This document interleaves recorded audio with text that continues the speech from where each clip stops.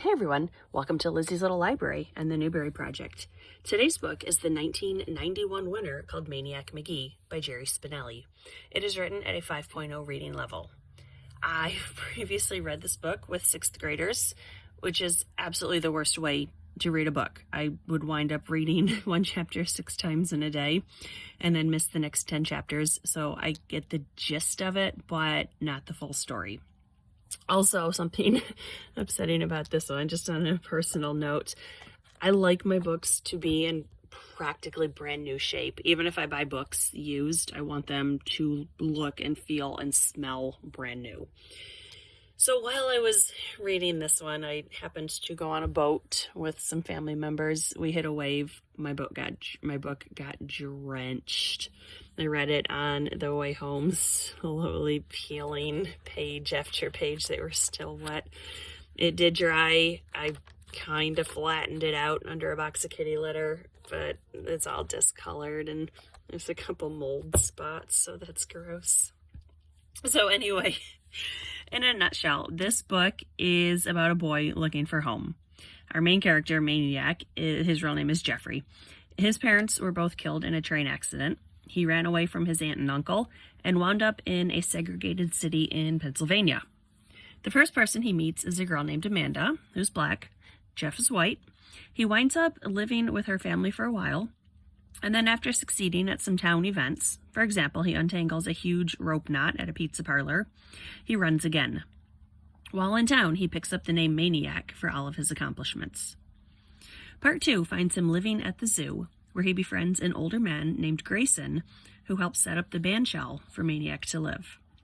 Grayson tells him stories about his time in baseball's minor league, and Maniac teaches him to read.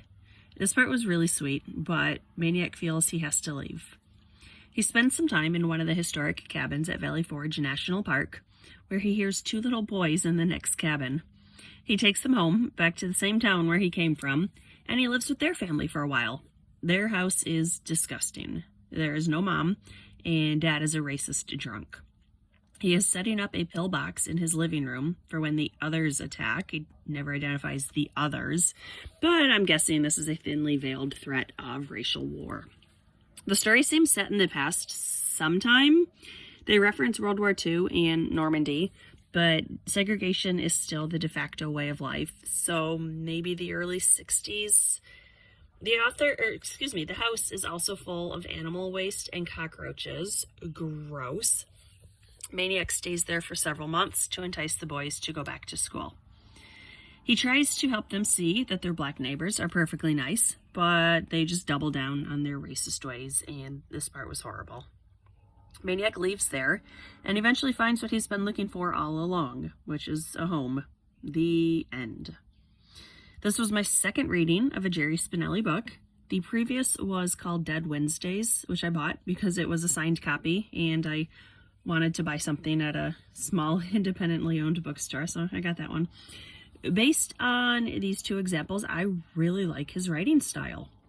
He's not afraid to tackle heavy issues, such as homelessness, racism, accidents caused by drunk driving, etc., but the tone is never preachy, nor do they feel like after-school specials. He writes about big problems at a kid-friendly level, and I think that's a sign of a great writer. After I finish this Newbery series, I want to read more of his books. Maniac Magee is recommended for all readers at or above a 5th grade reading level. And before I sign off, there is one thing I want to read, one small quote from page 51.